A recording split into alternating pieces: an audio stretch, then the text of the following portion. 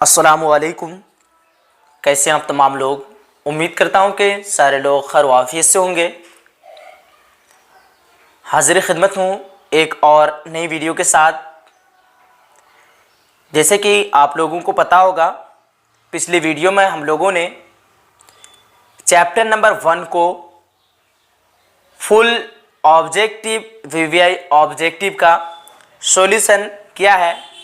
अगर आप में से कोई भी नहीं देखा है चैप्टर नंबर 1 को, मैं आपके आसानी के लिए प्लेलिस्ट बना चुका हूं अपने चैनल पे ही।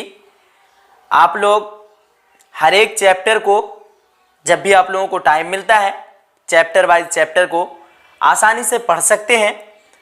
और बाकी अगर आप लोग पूरा कोर्स करना चाहते हैं मेरे चैनल पे ही, तो आज ही आप लोग राब्ता करें मेरे नंबर से। मेरा नंबर है 950 821 47 और 60। इस नंबर पे आप ज्वाइन हो जाएंगे। इसमें कुछ फ़ी लगेगा आपको, मैं आपको यहीं पे बता दे रहा हूँ।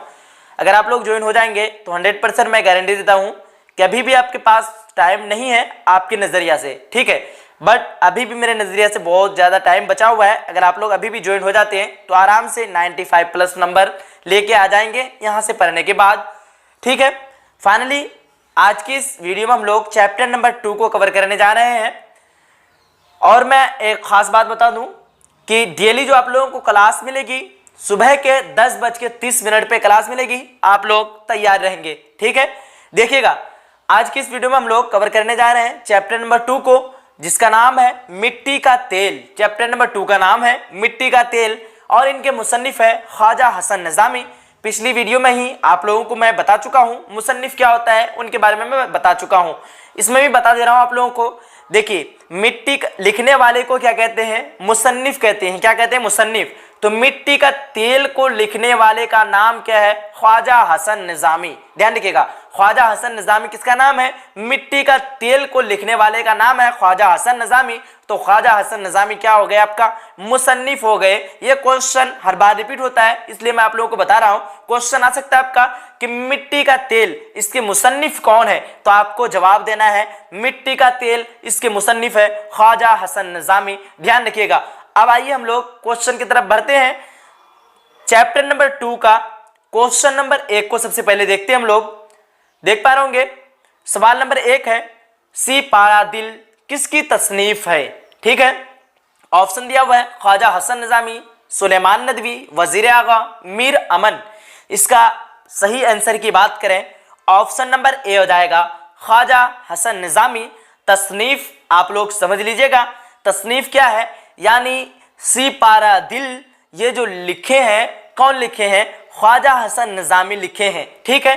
तो ये इनका क्या हो गया, तसनीफ। यानी सी पारा दिल ये जो किताब लिखने वाले का नाम है ख्वाजा हसन निज़ामी, तो ये इनका क्या हो गया, सी पारा दिल ख्वाजा हसन निज़ामी का क्या हो गया, तसनीफ हो गया। ध्यान रखिएगा आप लोग। और ये सवाल 2020 में पूछा गया है फर्स्ट सिटिंग में, और खुद से आप लोग देख लीजिएगा कौन सा क्वेश्चन किस साल पूछा गया है, यहाँ पे आप लोगों को दिखा हुआ मिलेगा, ठीक है, लिखा हुआ मिलेगा, ठीक है। देखिए सवाल नंबर 2 में है ख्वाजा हसन निज़ामी के मोरिस आला में एक बड़े बुजुर्ग गुजरे हैं, उनका नाम बताइए। तो उनका नाम क्या है। सवाल नंबर 2 का सही answer option number B Syed Badruddin Ishaq. क्या हो जाएगा, सैयद बदरुद्दीन इसहाक। उसके बाद देखिएगा अगला सवाल, सवाल नंबर 3 है। मेरे साथ सारे स्टूडेंट रिपीट कीजिएगा, एक ही बार में आप लोगों को याद हो जाना चाहिए, दोबारा वीडियो देखने की जरूरत ना पड़े। अगर जरूरत पड़ता भी है तो आप लोग दोबारा रिपीट कर लीजिएगा वीडियो को, ठीक है। देखिएगा सवाल नंबर 3 पे है, सैयद बदरुद्दीन इसहाक किस मशहूर बुजुर्ग के खलीफा थे। 4 ऑप्शन है, इसका right answer option number C हो जाएगा। क्या हो जाएगा, बाबा फरीदुद्दीन गंज शकर रहमतुल्लाह ताला अन, ऑप्शन नंबर सी। उसके बाद देखिएगा अगला सवाल, सवाल नंबर 4 में है ख्वाजा हसन निज़ामी की वालिदा का क्या नाम था। तो इसका ख्वाजा हसन निज़ामी की वालिदा की बात करें क्या हो जाएगा, ऑप्शन नंबर बी चहती बेगम। उसके बाद सवाल नंबर 5 में है वालिदैन के इंतकाल के बाद ख्वाजा हसन निज़ामी की कफालत किसने की, तो उनके भाई ने की। ध्यान रखिएगा। उसके बाद देखिएगा सवाल नंबर 6 में है जिस बड़े भाई ने ख्वाजा हसन निज़ामी की कफालत की उनका नाम जो है बताइए। जिस बड़े भाई ने ख्वाजा हसन निज़ामी की कफालत की, यानी इनको जो देखभाल की, वो वालिदैन के गुजर जाने के बाद, तो उनका नाम क्या है? तो उनका नाम है सैयद हसन अली शाह।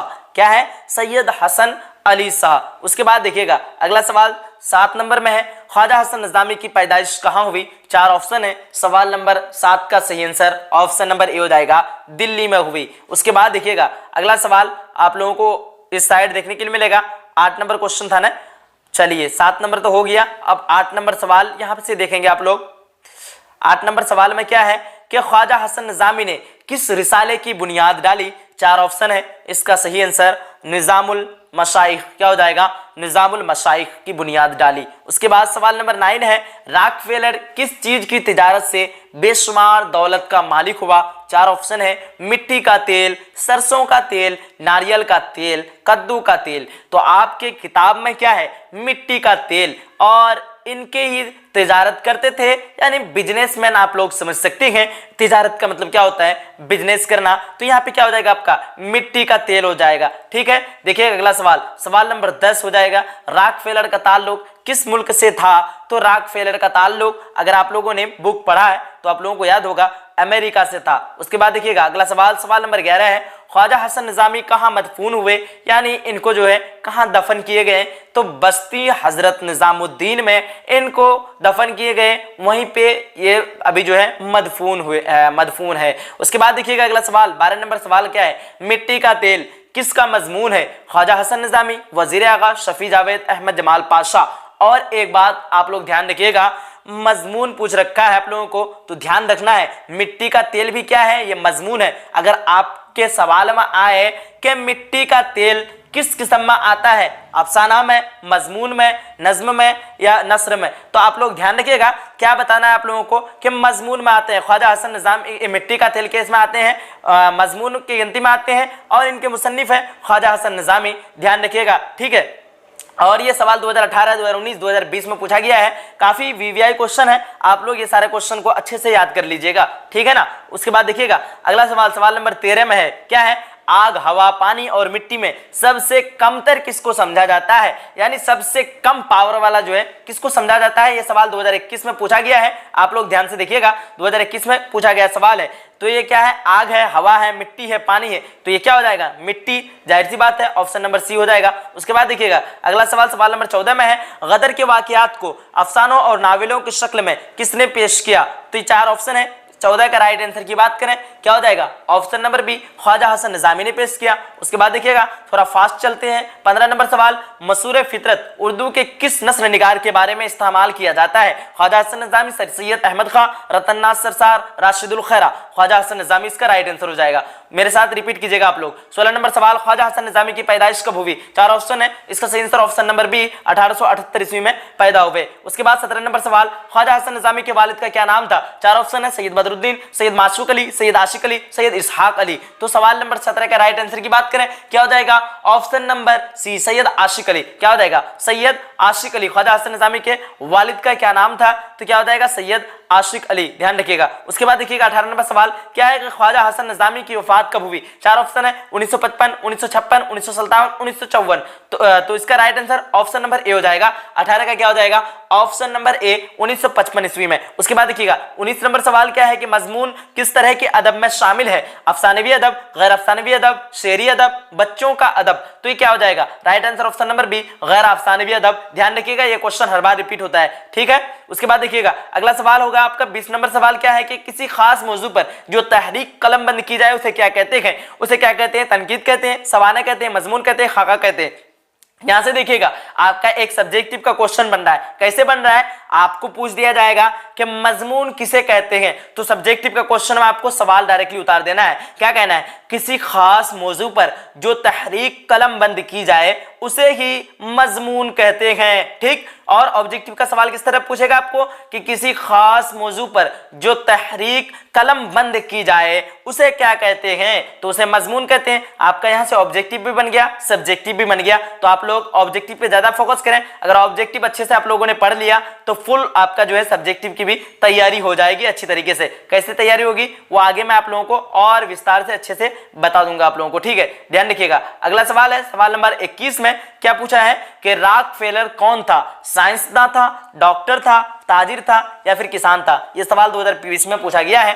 तो देखिएगा, ताजिर यानी तिजारत करने वाला, ये बिजनेसमैन, ये क्या हो जाएगा? Option number C. मैं आप लोगों को शुरू में ही बता चुका हूं। तो देखिए, मैं आप लोगों के लिए बहुत ज्यादा मेहनत करता हूं, तो आप लोगों का भी फर्ज बनता है कि थोड़ा सा आप लोग भी मेहनत कर दें। देखिए, वीडियो बनाने का फायदा सिर्फ आपको ना हो, बल्कि आपके सभी फ्रेंड को, आपके सभी रिश्तेदार, आपके जितने भी रिलेशनशिप में, सभी को फायदा हो सके, जो भी क्लास 12वीं में जो है एग्जाम देने वाले हैं। ठीक है, ध्यान रखिएगा सारे स्टूडेंट, अपने सभी फ्रेंड तक जो है एक एक करके जरूर शेयर कीजिएगा। अगर आज की वीडियो अच्छा लगा आप लोगों को, तो वीडियो को लाइक कीजिएगा, शेयर कीजिएगा और ज्यादा से ज्यादा जो है सब लोगों तक फैलाइएगा। मिलते हैं एक अगली वीडियो में, जब तक के लिए खुदा हाफिज। अगर आपको कोई डाउट वगैरह रहता है तो आप लोग कमेंट सेक्शन में जरूर पूछें। कुछ भी दिक्कत आता है कमेंट सेक्शन में आप लोग पूछना ना भूलें। और जो भी पुराने स्टूडेंट हैं, सारे स्टूडेंट जो है मुझे बताएंगे कि हम लोग रेगुलर जो है क्लास कर रहे हैं। मिलते हैं अगली वीडियो में, जब तक के लिए खुदा हाफिज। जय हिंद, जय भारत।